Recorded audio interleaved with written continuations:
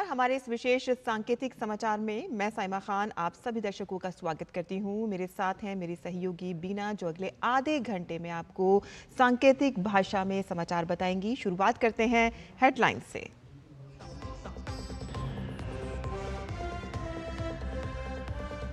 भगवान जगन्नाथ की रथ यात्रा आज से हो रही है शुरू। राष्ट्रपति द्रौपदी मुर्मू पुरी में रथ यात्रा में होंगी शामिल। 16 जुलाई तक चलने वाली रथ यात्रा में उमड़ा श्रद्धालुओं का जनसैलाब।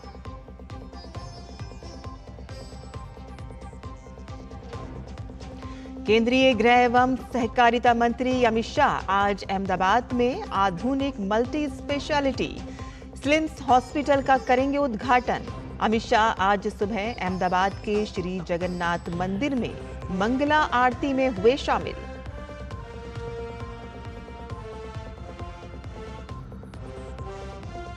जम्मू कश्मीर के कुलगाम में सुरक्षा बलों ने 4 आतंकवादियों को किया ढेर। घटनास्थल पर भीषण गोलीबारी जारी। गुप्त सूचना के बाद आतंकवादियों के साथ हुई थी मुठभेड़।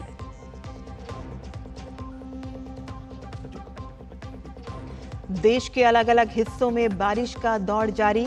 आज उत्तर प्रदेश के लखनऊ, गोंडा और गोरखपुर समेत 32 जिलों में भारी बारिश का अलर्ट। उड़ीसा और पूर्वी राजस्थान में भी भारी से बहुत भारी बारिश की संभावना।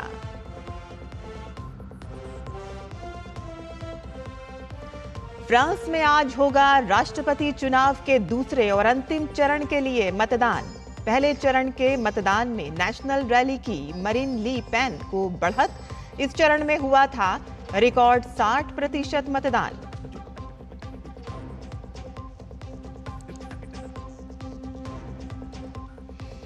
विंबलडन के महिला एकल में शीर्ष वरीयता प्राप्त ईगा श्वांतेक की हार से हुआ बड़ा उलटफेर।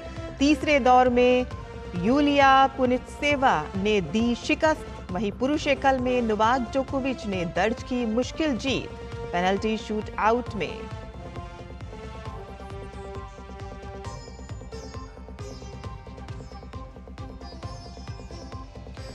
पेनल्टी शूट आउट में स्विट्जरलैंड को हराकर इंग्लैंड ने यूरो कप के सेमीफाइनल में बनाई जगह।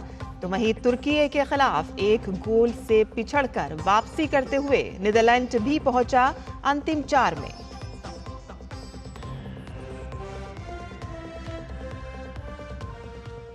और अब समाचार विस्तार से।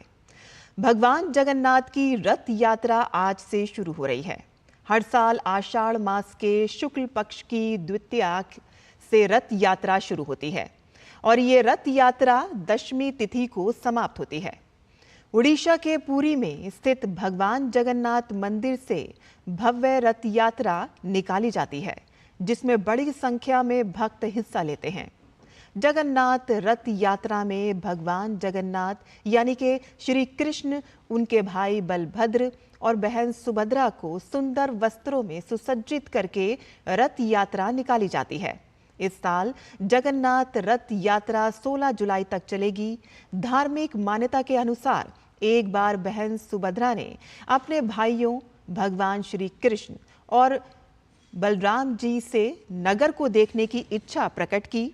फिर दोनों भाइयों ने बड़े ही प्यार से अपनी बहन सुभद्रा के लिए भव्य रथ तैयार करवाया और उस पर सवार होकर तीनों नगर भ्रमण के लिए निकले थे और तीनों अपनी मौसी के घर गुंडीचा भी गए और यहाँ पर 7 दिन तक रुके और उसके बाद नगर यात्रा को पूरा करके वापस पुरी लौटे।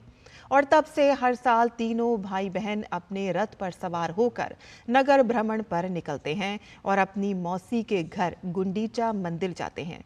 इनमें सबसे आगे बलराम जी का रथ, बीच में बहन सुभद्रा का रथ और सबसे पीछे जगन्नाथ जी का रथ होता है। राष्ट्रपति द्रौपदी मुर्मू आज पुरी में भगवान जगन्नाथ की रथ यात्रा में शामिल होंगी।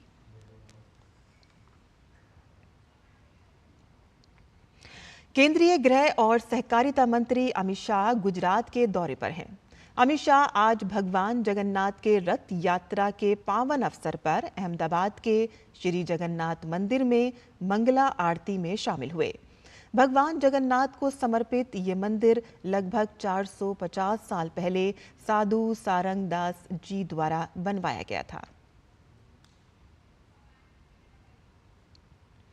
और केंद्रीय गृह और सहकारिता मंत्री अमित शाह गुजरात दौरे के दौरान कई विकास कार्यों का उद्घाटन करेंगे। वे अहमदाबाद में आधुनिक मल्टी स्पेशलिटी स्लिम्स अस्पताल का उद्घाटन करेंगे और इसके अलावा विद्यार्थी भवन का भी उद्घाटन करेंगे। और देश के अलग अलग हिस्सों में इन दिनों बारिश का दौर जारी है। मौसम विभाग ने आज उत्तर प्रदेश के लखनऊ, गोंडा और गोरखपुर समेत 32 जिलों में भारी बारिश का अलर्ट जारी किया है। उड़ीसा और पूरी राजस्थान में आज अलग अलग स्थानों पर भारी से बहुत भारी वर्षा की संभावना है। तो वहीं दक्षिण की बात करें तो तटीय कर्नाटक में 9 जुलाई तक और आंतरिक दक्षिणी कर्नाटक में आज अलग अलग स्थानों पर भारी से बहुत भारी बारिश की संभावना है। अरुणाचल प्रदेश में 8 से 10 जुलाई के दौरान भारी से बहुत भारी वर्षा होने की संभावना है। असम और मेघालय में 9 और 10 जुलाई को भारी से बहुत भारी बारिश होने की संभावना है। उत्तराखंड के मुख्यमंत्री पुष्कर सिंह धामी ने मौसम विभाग द्वारा राज्य के 9 जनपदों में भारी से बहुत भारी वर्षा की पूर्व अनुमान को लेकर जिला अधिकारियों को हाई अलर्ट पर रहने के निर्देश दिए हैं। मौसम विभाग ने आज अल्मोड़ा, बागेश्वर, चंपावत, नैनीताल, पिथौरागढ़, उधम सिंह नगर जनपद में भारी से बहुत भारी वर्षा और कहीं कहीं गर्जन के साथ आकाशीय बिजली चमकने का पूर्व अनुमान व्यक्त किया है और साथ ही लोगों से संभावित आपदाओं के चलते सावधानी बरतने और सुरक्षित स्थानों पर रहने की अपील की गई है।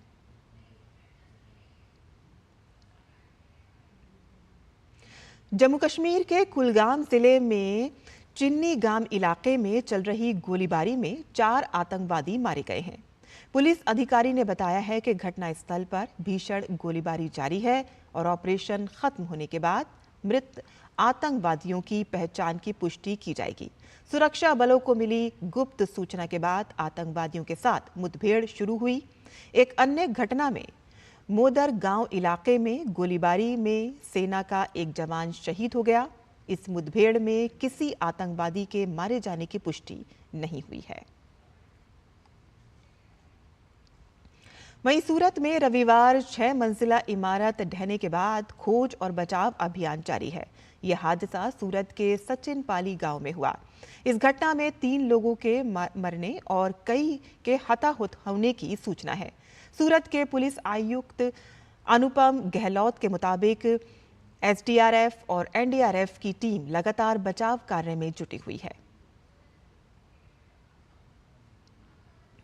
30 में से 5 फ्लैट में लोग रह रहे थे।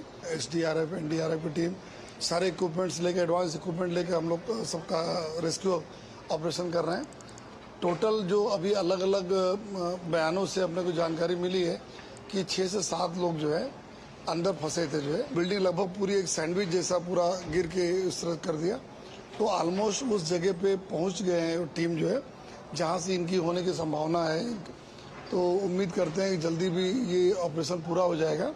और अभी तक हम लोगों ने 3 डेड बॉडी, 1 इंजर्ड को ले गए हैं और बाकी के लिए अभी जो शोधखोज चालू है। और फ्रांस में आज राष्ट्रपति चुनाव के दूसरे और अंतिम चरण के लिए मतदान होना है और इससे पहले 30 जून को पहले चरण का मतदान हुआ था। पहले चरण के मतदान के बाद नेशनल रैली की मरीन ली पेन को बढ़त मिलती दिखाई दे रही है।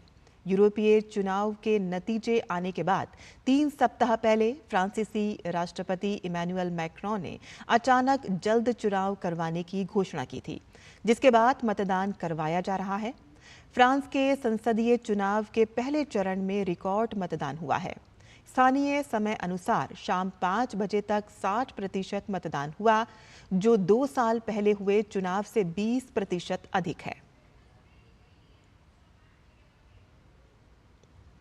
केनिया के राष्ट्रपति विलियम रूटो ने देश में उत्पन्न अस्थिर माहौल के बीच राष्ट्र को संबोधित किया। उन्होंने संबोधन में कहा कि वे शीघ्र ही सरकार में बदलाव करेंगे। दरअसल देश में बीते दिनों कई विरोध प्रदर्शन जारी हैं। केनिया में नई कर वृद्धि के खिलाफ सरकार विरोधी प्रदर्शनों का दौर संसद पर हिंसक हमले के साथ समाप्त हुआ।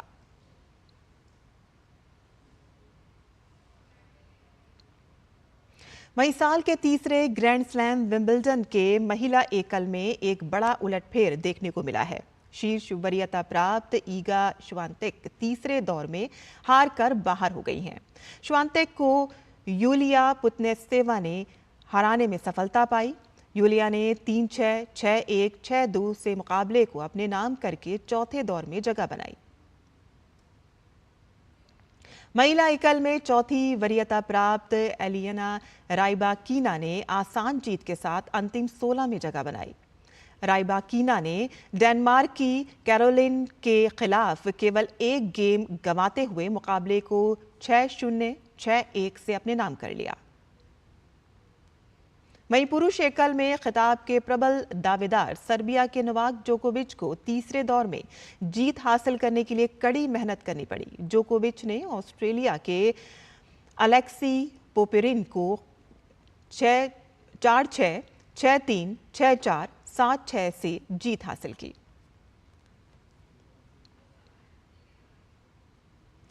और आज के इस विशेष सांकेतिक समाचार में बस इतना ही। मुझे और मेरी सहयोगी बीना को अब अनुमति दें। नमस्कार, लेकिन आप देखते रहिए DD न्यूज़।